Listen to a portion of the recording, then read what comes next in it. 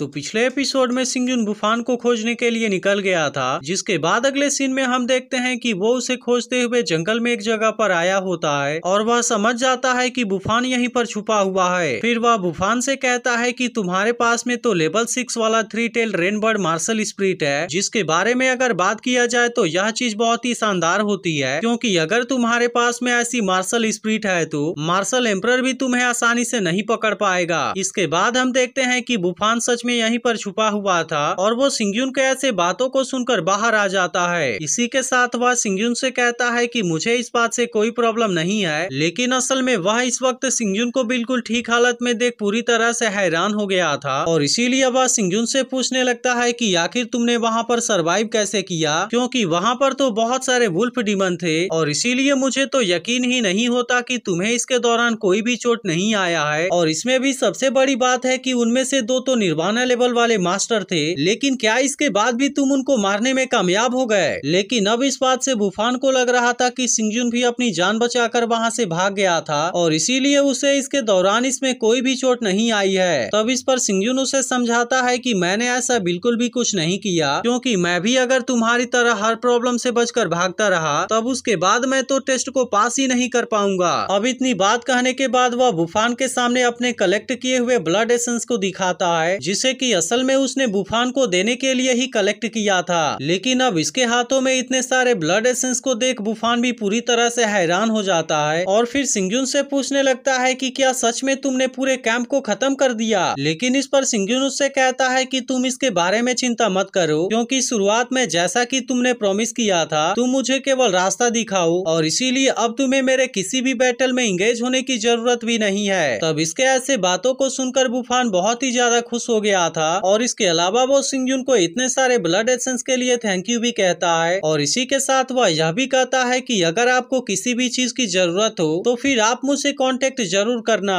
अब इतनी बात कहने के बाद वो सारे ब्लड एसेंस को अपने पास में रख लेता है और फिर सिंगजुन उससे कहता है कि अब तुम्हें मुझे रास्ता दिखाना चाहिए, क्योंकि अब हमारे पास में केवल 3 ही दिन बचे हुए हैं। तब इसके ऐसे बातों को सुनकर बुफान की हैरानी और भी ज्यादा बढ़ती ही जा रही थी और फिर वह सिंगजुन से पूछता है कि क्या तुम किसी एक और डीमन कैंप के पास जाना चाहते हो। तब इस पर सिंगजुन उससे कहता है कि तुमने बिल्कुल सही समझा, क्योंकि असल में हम तो इसी के लिए यहाँ पर आए हुए हैं और इसीलिए जितना ज्यादा हो सके हमें उतना प्रॉफिट ले लेना चाहिए। जिसके बाद हम देखते हैं कि इसके ऐसे बातों को सुनकर बुफान भी इसे आगे का रास्ता लीड करने के लिए रेडी हो गया था और इसीलिए वह सिंगजुन के साथ में एक और डीमन कैंप के पास में आ जाता है, जहाँ पर हम देखते हैं कि बहुत सारे डीमन होते हैं और वे इनको देखते ही इनके ऊपर अटैक करने के लिए आगे की तरफ आने लगे थे। लेकिन तभी इसी वक्त सिंगजुन भी अपने पावर का यूज करना शुरू कर देता है, जिसके बाद हम देखते हैं कि उसने फिर से अपने सभी स्वॉर्ड स्लेव को बाहर निकाल लिया था, जिनके मदद से वो इन सभी डीमन को मार देना चाहता था। लेकिन अब इसके बारे में पता चलते ही बुफान तो पूरी तरह से हैरान हो गया था और वह सोचने लगता है कि सिंगजुन के पास में तो इतने सारे सबऑर्डिनेट्स हैं, जिनमें से लगभग हर किसी के पास में यिन यांग रिल्म वाली कल्टीवेशन बेस है और इसके अलावा इनमें से कुछ के पास तो निर्वाणा लेवल वाली कल्टीवेशन है। तभी इसी बीच हम देखते हैं कि ये डीमन बिल्कुल अब इनके ऊपर अटैक ही करने वाले होते हैं, लेकिन अब सिंगजुन के सभी स्वॉर्ड स्लेव भी इनके सामने आ गए थे, जिसके वजह से ये डीमन इनके सामने कुछ भी नहीं कर पाते और सिंगजुन के स्वॉर्ड स्लेव इन सभी को बहुत ही आसानी से मार देते हैं। अब ऐसा करने के बाद सिंगजुन और बुफान इनके सोल और ब्लड एसेंस को कलेक्ट कर लेते हैं, जिसके बाद हम देखते हैं कि सिंगजुन इन सभी के डेड बॉडी का भी यूज करता है और फिर इनके सारे पावर को फान वूजी के बॉडी के अंदर डाल देता है। अब इसके ऐसा करते ही फान वूजी की ताकत बहुत ही ज्यादा बढ़ गई थी और इसी के साथ अब उसके बॉडी के अंदर से कोई पावर भी बाहर आने लगती है। यह देख सिंगजुन और बुफान इसे रोकने की कोशिश करते हैं, लेकिन बुफान इसके सामने कुछ भी नहीं कर पाता और फिर वह हैरान होते हुए कहता है कि यह तो निर्वाणा लेवल वाली पावर है। तब इस पर सिंगजुन उससे कहता है कि तुमने बिल्कुल सही समझा और यह निर्वाणा रिल्म की लेवल 9 वाली पावर है। तब इसके बारे में सुनते ही बुफान भी बहुत ज्यादा खुश हो गया था और फिर सिंगजुन से कहता है कि आप तो इतने ज्यादा ताकतवर हैं, क्योंकि आप तो अपने पावर का यूज करके डॉल्स भी बना सकते हैं। तब इस पर सिंगजुन उससे कहता है कि नहीं, अभी तो मैं उतना ज्यादा ताकतवर नहीं हूँ, लेकिन अगर तुम ऐसा ही ग्रो करना चाहते हो तो तुम्हें मार्शल एम्परर के डेड बॉडी के साथ में कंबाइन होने की जरूरत पड़ेगी। तब इसके बारे में सुनकर बुफान थोड़ा सा परेशान हो गया था और फिर वह सिंगजुन को समझाता है कि आपको इसमें जल्दीबाजी करने की कोई जरूरत नहीं है और इसीलिए हम इसमें धीरे धीरे करके आगे बढ़ेंगे। तब इसके ऐसे बातों को सुनकर सिंग्युन उससे कहता है कि तुमने बिल्कुल सही कहा, क्योंकि मार्शल एम्परर सभी प्रजातियों में से एक पावरफुल फोर्स थे, इसी वजह से उनको बैटलफील्ड में देख पाना इतना आसान नहीं है। और इसके बाद वह बुफान से कहता है कि इसीलिए हमें और भी ज्यादा डीप जाने की जरूरत है। लेकिन अब इसके बारे में सुनकर बुफान को थोड़ा सा डर भी लगने लगा था और फिर वह सिंग्युन से कहता है कि मुझे लगता है कि आप कुछ ज्यादा ही कॉन्फिडेंट हो गए हैं। लेकिन असल में सिंग्युन को ऐसे बातों के बारे में कोई भी चिंता नहीं थी और वह बुफान से कहता है कि सरवाइव करने का यहाँ पर बहुत सारा तरीका है, जिसके वजह से मुझे नहीं लगता कि तुम्हें इसके बारे में चिंता करनी चाहिए और इसीलिए तुम केवल यहाँ पर मुझे रास्ता दिखाओ। अब ऐसी बातें करने के बाद सिंग्युन यहाँ से आगे की तरफ जाने लगा था, लेकिन तभी बुफान उसका हाथ पकड़ लेता है और कहता है कि मैं भी आपके साथ में रहना चाहता हूँ, क्योंकि मैं ऐसा इंसान हूँ कि आप मुझसे छुटकारा नहीं पा पाओगे। तब इस पर सिंग्युन भी उससे कहता है कि ठीक है, लेकिन अभी के लिए तुम्हें यहाँ से आगे बढ़ने की जरूरत है और इसके अलावा मैंने तो तुम्हें 100 डीमन सोल को कलेक्ट करने में भी मदद किया है। लेकिन इसके बाद भी वह बुफान से कहता है कि तुम इसके बारे में चिंता मत करना, इसीलिए तुम बिल्कुल फ्री होकर कहीं पर जा सकते हो और अपने मर्जी के हिसाब से कुछ भी कर सकते हो। लेकिन तभी बुफान उससे कहता है कि मेरे हिसाब से तो आपके पास में अभी तक 1000 डीमन सोल हो चुके होंगे, इसीलिए मुझे पूरा यकीन है कि वापस जाने के बाद आप सेकेंड लेफ्टिनेंट के पोजीशन के लिए प्रमोट हो जाएंगे और इसके अलावा ऐसा हो सकता है कि आप अपनी खुद की एक टीम भी बना सको। अब इसी चीज के बारे में सोचकर बुफान सिंग्युन से पूछता है कि क्या आपके पास में लोगों की कमी है। तब इसके ऐसे बातों के बारे में सुनकर सिंग्युन इसके इंटेंशन को समझ गया था और फिर बुफान से कहता है कि क्या तुम मौके का फायदा लेना चाहते हो। लेकिन बुफान इसके ऐसे बातों को सुनकर केवल हंसने लगा था, जिसके बाद सिंग्युन बुफान से कहता है कि इस बार मेरे पास में बहुत ही कम टाइम था और इसके अलावा यह जगह भी बहुत ज्यादा खतरनाक भी थी, जिसके वजह से मुझे तुम्हारे साथ कोलैब करने के लिए तुम्हें इनवाइट करना पड़ा और इसीलिए मैं पूरी तरह से समझता हूँ कि तुम क्या कहना चाहते हो। तब इस पर बुफान उससे कहता है कि अगर किसी ने आपके टीम को ज्वाइन किया तो यह चीज उसके लिए बहुत ही ज्यादा अच्छी होगी, लेकिन अगर मैंने भी आपको टीम को ज्वाइन कर लिया तब उस कंडीशन में स्पेशली वह चीज हम दोनों के लिए बहुत ही ज्यादा बेनिफिशियल होगी। जिसके बाद हम देखते हैं कि सिंग्युन भी इसके ऐसे बातों से एग्री हो गया था और फिर उससे कहता है कि अचीवमेंट के लिए अवार्ड देना टीम के सर्वाइवल की फाउंडेशन है, लेकिन फिर भी तुम्हें इसके बारे में ज्यादा सोचने की जरूरत नहीं है, क्योंकि मैं तुम्हारे साथ में उतने बुरे तरीके से ट्रीट नहीं करूंगा। यह सुनकर बुफान उससे कहता है कि अगर आपको मेरे ऊपर इतना ज्यादा यकीन है तो फिर मैं भी अब से आपके किसी भी बात को मानने के लिए रेडी हूँ और मैं हमेशा ही आपके साथ रहूंगा। लेकिन अब इसके ऐसे बातों को सुनकर बुफान इसके ऊपर हंसने लगा था और फिर उससे बताता है कि अब तो कल हमारी डेडलाइन भी पूरी हो जाएगी और इसीलिए अब हमें जल्दी से यहाँ से वापस जाना होगा।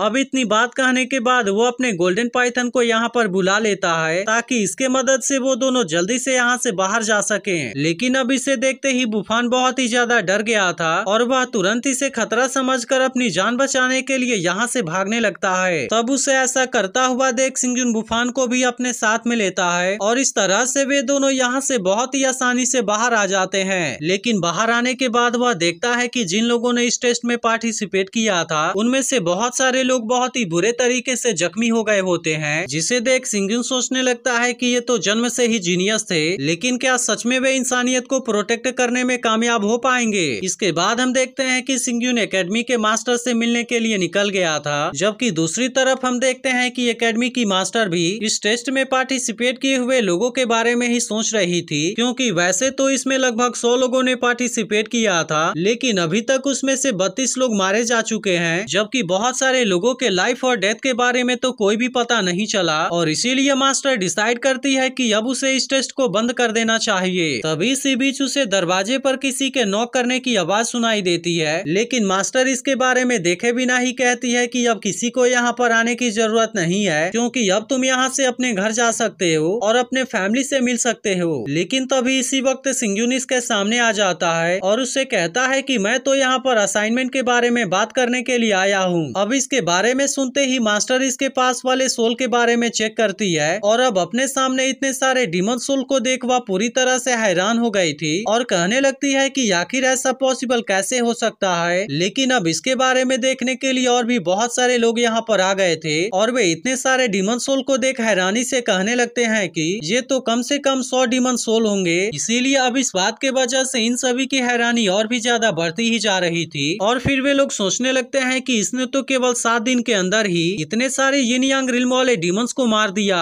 लेकिन फिर इनको पता चलता है कि सिंग्युन के पास में तो 1000 डीमन सोल हैं, जिस बात के वजह से ये सभी और भी ज्यादा हैरान हो गए थे। वहीं उधर मास्टर भी सिंग्युन से कहती है कि तुम्हारे पास में तो 1000 डीमन सोल हैं, जिसके वजह से तुम्हें सेकंड लेफ्टिनेंट के पोजीशन पर प्रमोट किया जा सकता है। और अब इतनी बात कहने के बाद वो इसे इसका बैज भी दे देती है। इसके बाद हम देखते हैं कि सिंग्युन इसके लिए इसे थैंक यू कहता है और इसी के साथ वह उससे कहता है कि मैं अब खुद का एक अपना कॉम्बैट टीम भी बनाना चाहता हूँ। लेकिन इस पर मास्टर उसे सजेस्ट करती है कि उसे सबसे पहले किसी दूसरे टीम को ज्वाइन करना चाहिए, क्योंकि इस तरीके से वो बैटलफील्ड के बहुत सारी चीजों के बारे में जान पाएगा और फिर उसके बाद वो अपनी टीम को भी कमांड करने के बारे में जान पाएगा। इसी के साथ वह सिंग्युन से यह भी कहती है कि तुमने तो अभी अभी एकेडमी में एंटर किया है, जिसके वजह से तुम्हारे पास में उतना कॉम्बैट एक्सपीरियंस नहीं होगा। लेकिन फिर भी सिंग्युन उससे साफ साफ कह देता है कि मैं किसी दूसरे टीम को ज्वाइन नहीं करना चाहता और इसीलिए मैं खुद की एक अलग टीम बनाऊंगा, जो कि पूरे तरीके से मेरे कंट्रोल में होगी और उसकी पूरी जिम्मेदारी भी मेरी होगी। तब इस पर मास्टर उससे कहती है कि क्या तुमने एलाइट टीम के लिए फॉर्म भर दिया है, क्योंकि अगर इसके रूल्स के बारे में बात किया जाए तो इसके लिए डिमोशन भी जरूरी होता है। इसीलिए एक लेफ्टिनेंट 100 लोगों को कमांड कर सकता है, जबकि उससे नीचे हुआ तो उसे नॉन कमीशन ऑफिसर के रूप में डिमोट कर दिया जाएगा और इसीलिए उसके पास में केवल 10 लोगों की टीम होगी। तब इस पर सिंग्युन उससे कहता है कि उसे डिमोशन के बारे में कोई भी चिंता नहीं है, क्योंकि मैं एलाइट टीम के साथ में भी अपने जर्नी को शुरू कर सकता हूँ और इसीलिए अगर उसमें केवल 10 लोग भी हैं तो मुझे इस बात से कोई फर्क नहीं पड़ता। अब इसके ऐसे बातों के बारे में सुनकर मास्टर भी इसकी बात मानने के लिए रेडी हो जाती है और फिर उससे कहती है कि अगर ऐसी बात है तो यह बहुत ही अच्छी है और इसीलिए अब इस मैटर के मामले में एकेडमी मास्टर भी कुछ नहीं करेगी। इसके बाद वह उससे कहती है कि अब तुम अपने टीम को बनाने के लिए रेडी हो जाओ, लेकिन इसके पहले मैं जानना चाहती हूँ कि तुम अपने टीम का नाम क्या रखोगे। तब इसके बारे में सुनकर सिंग्युन कुछ देर के लिए सोचता है और फिर कहता है कि मेरे टीम का नाम रिइंकार्नेटेड वॉरियर टीम होगा। अब इसके बारे में सुनकर मास्टर भी उसे इसी नाम से एक बैज दे देती है, जिसके बाद हम देखते हैं कि सिंग्युन भी इस बात से बहुत ज्यादा खुश हो गया था और फिर कहता है कि अब उसकी टीम एक ऐसी टीम बनेगी जो कि पूरी दुनिया को हैरान कर देगी। और इसके बाद एपिसोड यहीं पर एंड हो जाता है।